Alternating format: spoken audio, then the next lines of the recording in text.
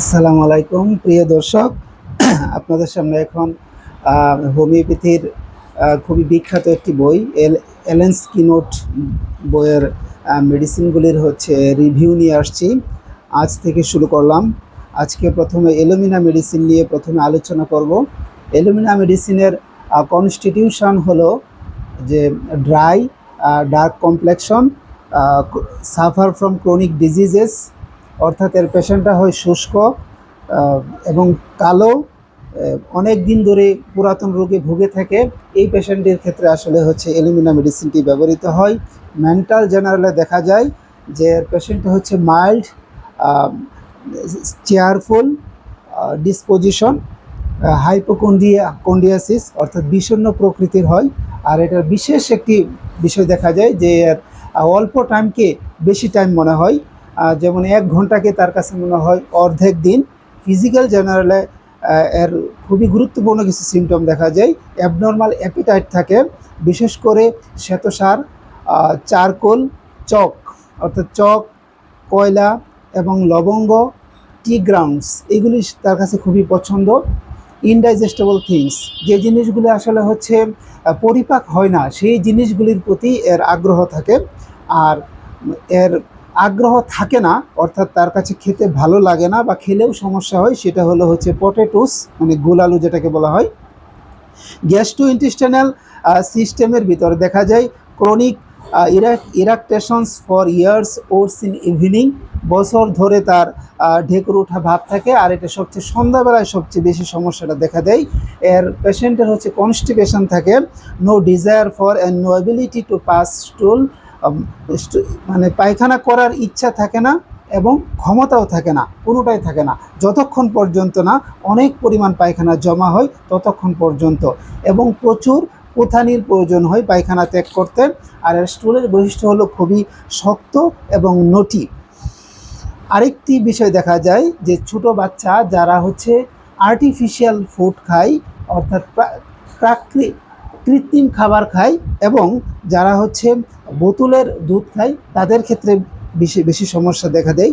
ইনএক্টিভিটি of rectum, যাদের রেকটামটা inactive হয়ে যায়, প্যারালাইটিক কন্ডিশন হয়ে যায়, যাদের সফট স্টুল, মানে নরম পায়খানাটাকে প্রচুর কুথানি দিয়ে বের করতে হয়, এইগুলির ক্ষেত্রে আসলে প্রযোজ্য হয়। ফিমেল রিপ্রোডাক্টিভ সিস্টেমের ক্ষেত্রে দেখা যায় তাদের যে সাদা স্রাবটা হয়, এটা হয় খুবই acrid and profuse, running down to the heels, অর্থাৎ এটা জ্বালাকর এবং অনেক পরিমাণ, এবং এটা হিল পর্যন্ত গড়ায় পড়ে, অর্থাৎ যে oats during the day time, যেটা দিনে সবচেয়ে খারাপ হয়, সবচেয়ে বেশি হয়। আর এই পেশেন্টের মাসিকের পরে এক্সস্টেড ফিজিক্যালি অ্যান্ড মেন্টালি, সে খুবই দুর্বল হয়ে যায়, মানে শারীরিক এবং মানসিকভাবে। স্কার্সিয়ারলি এবল টু স্পিক, কথা বলতেও তার খুবই কষ্ট হয়। রেসপিরেটরি কিছু সিমটম দেখা দেয়। All irritating things, salt, wine, vinegar, pepper immediately produce cough, এইগুলি সব কফ সৃষ্টি করে। যত ইরিটেটিং বস্তু আছে সেগুলি তার কফ সৃষ্টি করে। নার্ভাস সিস্টেমে দেখা যায় ইনএবিলিটি টু ওয়াক, হাঁটতে তার খুবই কষ্ট হয়। স্কিন সিমটমে দেখা দেয় তার যে চর্মরোগটা, এটা হয় শুষ্ক এবং ইরাপশন থাকে, ইচিং থাকে প্রচুর, এটা শীতকালে বেশি দেখা দেয়। আর এটা এমন চুলকানি, যতক্ষণ পর্যন্ত তার ব্লিডিং না হয় ততক্ষণ পর্যন্ত সে চুলকাতে থাকে, এবং এক সময় এটা পেইনফুল কন্ডিশন হয়ে যায়। এই পেশেন্টের সকল সমস্যা বেড়ে যায় ঠান্ডা আবহাওয়ায়, শীতকালে, এবং while sitting from eating potatoes, যখন গোলালু খায়, after eating soups on alternate days at new and full মুনে বেড়ে যায়। আর সকল সমস্যা কমে তার mild summer weather from warm drinks while eatings in wet weather.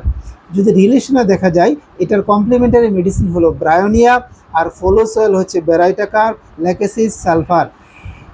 এই মেডিসিনটা দেওয়ার আগে সাধারণত ব্রায়োনিয়া দিলে সবচেয়ে বেটার হয়।